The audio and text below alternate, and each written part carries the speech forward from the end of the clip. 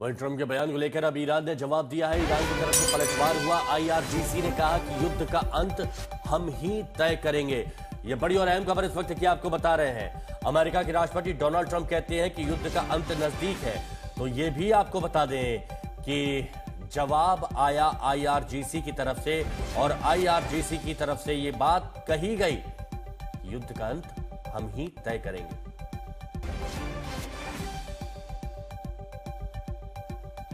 इतना ही नहीं, तेल को लेकर जो बात कही जा रही है, स्ट्रेट ऑफ हॉर्मुज को लेकर बात की जा रही है, तो उन्होंने कहा कि अगर युद्ध जारी रहा तो एक एक बूंद तेल के लिए तरस जाएंगे, एक बूंद तेल भी नहीं दिया जाएगा।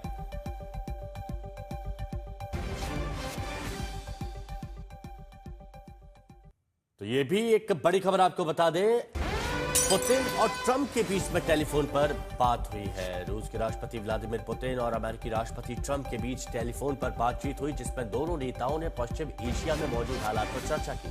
अब इस बातचीत के दौरान पुतिन ने ईरान और अमेरिका इजराइल के बीच चल रहे युद्ध को जल्द खत्म करने के लिए प्रस्ताव भी रखा। अमेरिकी राष्ट्रपति ट्रंप ने कहा कि पुतिन के साथ यूक्रेन युद्ध पर भी बात हुई। Yes, I had a very good call with President Putin. We had a lot of people on the line from our side, from his side. We were talking about Ukraine, which is just a never-ending fight. And look, there's tremendous hatred between President Putin and President Zelensky. They can't seem to get it together. But I think it was a positive call on that subject. And we obviously talked then about the Middle East. And he wants to be helpful. I said, you could be more helpful by getting the Ukraine-Russia war over with. That would be more helpful. But we had a very good talk, and he wants to be very constructive. Yeah. चलिए एक और बड़ी खबर आपको बताते हैं। Iran के हमले में बहरीन में एक मौत हो गई है। बहरीन ने इस मौत की पुष्टि भी की है। ईरान ने मनामा में हमला किया था। अब इसमें एक इमारत को टारगेट किया गया था। हमले में एक शख्स की जान चली गई है और बहरीन की तरफ से इस हमले की भी पुष्टि हुई और एक मौत की भी पुष्टि की गई। तो ईरान की तरफ से हमले लगातार किए जा रहे हैं। ईरान की तरफ से ड्रोन से हमले किए जा रहे हैं। बहुमंजिला इमारत को निशाना बनाया गया था और यह बताया जा रहा है कि इसमें एक मौत हुई।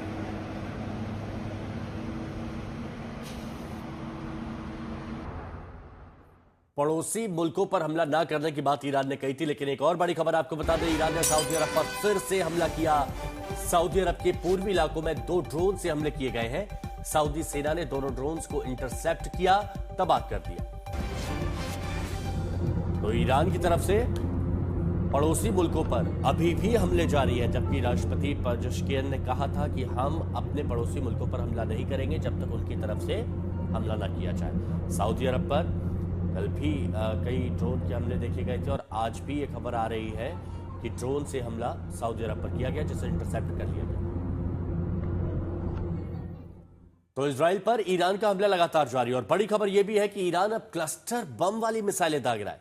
आज सुबह ईरानी बैलिस्टिक मिसाइलें यरूशलेम इलाके के ऊपर उड़ती दिखाई दी और कई छोटे बम गिरा रही है।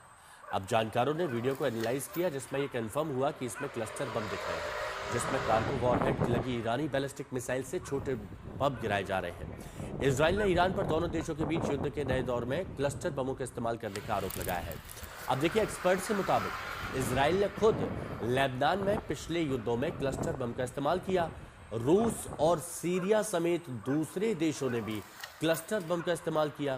क्लस्टर बम पर बैन लगाने के समर्थकों का कहना है कि उन्हें बिना सोचे समझे गिराया जाता है और इस्तेमाल के लंबे समय बाद भी आम लोगों को बहुत खतरे में डाला जाता है। और अब ऐसा नहीं है कि सिर्फ इजराइल ने किया या फिर ईरान ने किया है। अमेरिका ने आखिरी बार 2003 में इराक में क्लस्टर बम का इस्तेमाल किया था, लेकिन वो उन्हें अपने हथियारों के जखीरे में अब रखता है और उनके इस्तेमाल पर बैन लगाने वाले कन्वेंशन में शामिल नहीं हुआ।